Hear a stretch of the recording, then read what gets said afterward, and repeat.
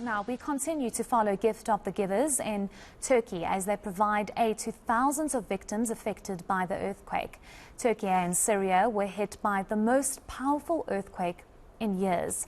It's already claimed over 20,000 lives, with that number expected to rise. Bringing us the latest from Turkey is eNCA senior reporter Dasen Thathiah.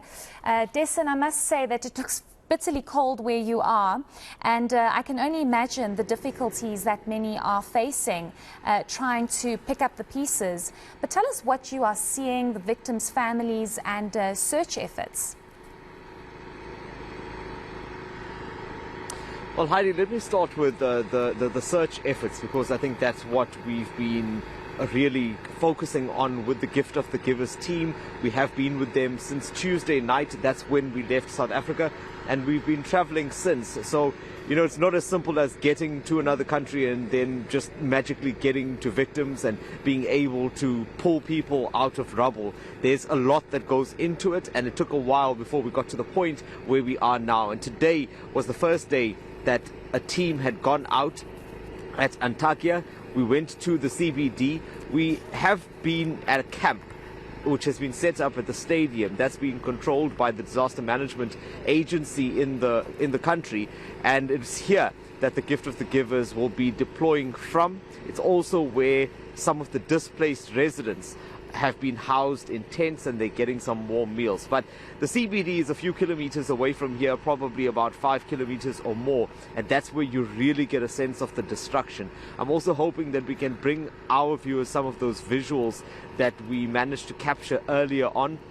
It really showed a city that is completely devastated. I think it's safe to say that almost every building that is in that CBD, in that area, I'm talking about both businesses, houses, apartment blocks, all of that seems to be completely destroyed. If it hasn't been decimated, it's got some kind of damage, some kind of structural damage. Lots of them are leaning dangerously.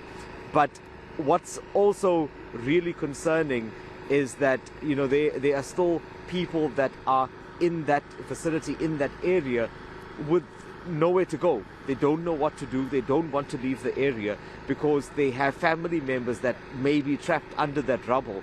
So they themselves are not sure of the next step, but at the same time they feel an attachment to that, what is essentially a pile of rubble now, where search and rescue teams are trying to move to get into, to find out if hopefully they are survivors, or if sadly they are bodies that they'll have to recover.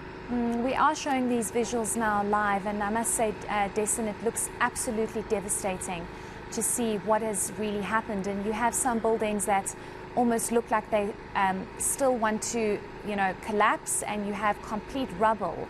So it's understandable that many families would still want to be around there if they've lost their loved ones, and these search and rescue operations are still underway. Maybe just speak to us about the circumstances that these rescue teams are operating under. It cannot be easy. I'm sure that there is very little electricity and water and sanitation, because everything has been completely decimated by the earthquakes.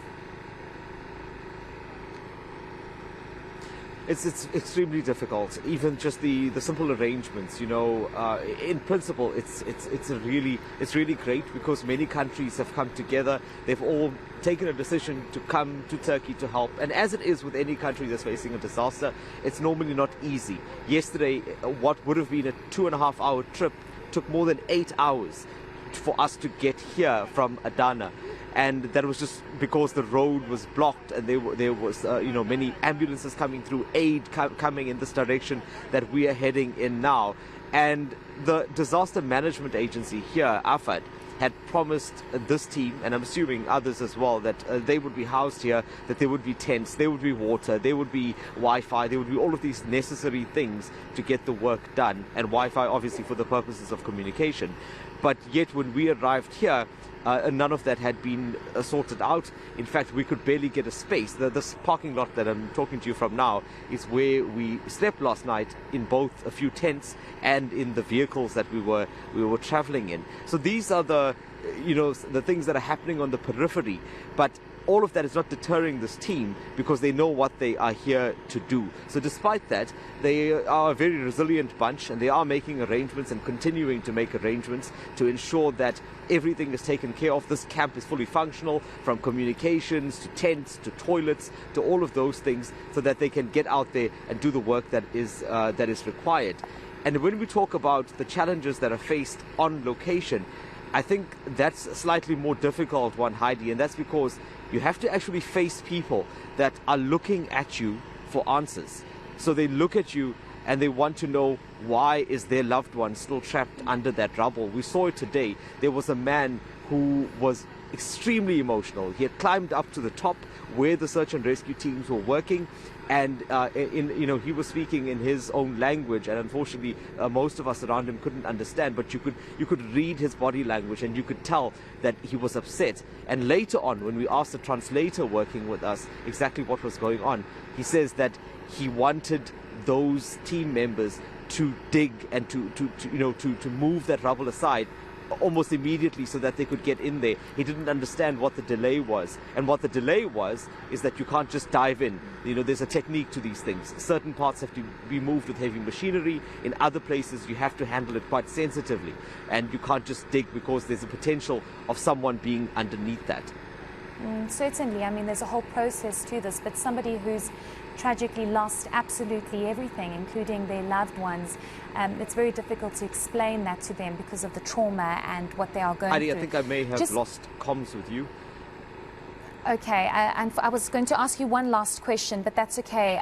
We'll let you get back to work, and I do see that the sun is setting there. We wish you all the best. That is our senior reporter, Dasen Thathiah, together with our colleague, cameraman Linge Ndabambi, out in Turkey with the gift of the givers. A really tragic story, and we'll continue to keep you posted as to what's going on there.